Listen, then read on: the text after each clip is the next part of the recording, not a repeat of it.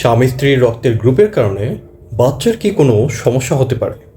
হ্যাঁ, বিশেষ করে যদি RH ইনকম্প্যাটিবিলিটি দেখা দেয়, সেক্ষেত্রে এই ধরনের ত্রুটিপূর্ণ বাচ্চা জন্ম নিতে পারে, যেগুলোকে আমরা ইরাইথ্রোব্লাস্টোসিস ফিটালিস বলে থাকি। হ্যালো অ্যান্ড ওয়েলকাম, আমি ডক্টর ধ্রুব রায়জয়।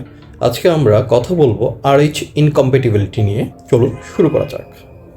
তো এট ফার্স্ট আমরা জেনে নিই আমাদের মানবদেহে রক্তের গ্রুপ কয়টা আছে। যদি আমরা সেটাকে RH এর উপর বেস করে ডিভাইড করি, সেক্ষেত্রে দুই ধরনের রক্তের গ্রুপ আছে। একটা হচ্ছে পজিটিভ রক্তের গ্রুপ আর একটা হচ্ছে নেগেটিভ রক্তের গ্রুপ। পজিটিভের মধ্যে আছে আবার 4 ধরনের: A positive, B positive, AB positive, O positive. নেগেটিভের মধ্যে আছে আরও 4 ধরনের: A negative, B negative, AB negative আর O নেগেটিভ। এখন সমস্যাটা কখন হয়?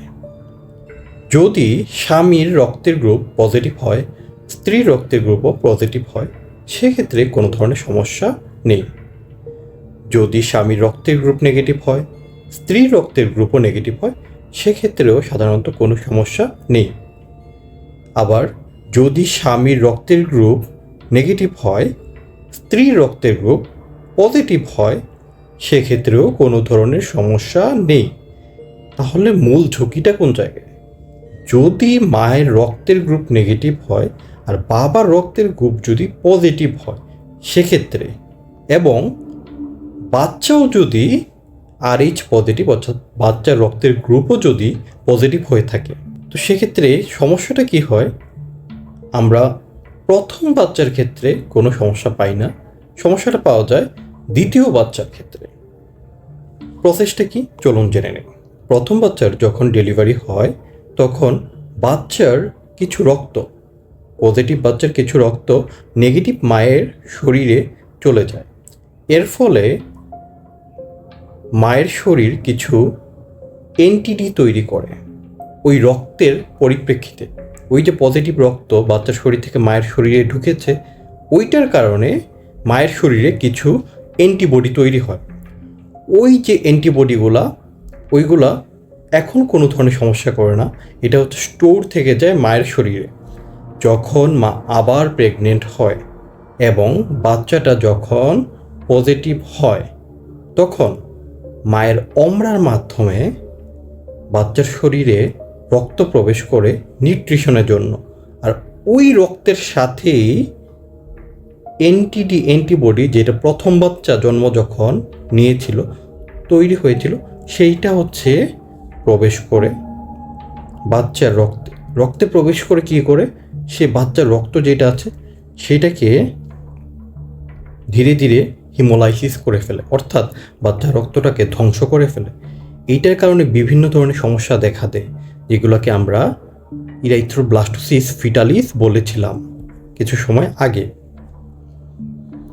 এইটার কারণে শুধুমাত্র ইরাইথ্রোব্লাস্টোসিস ফিটালিস নয়, এমনকি বাচ্চার প্রাণহানি পর্যন্ত হতে পারে।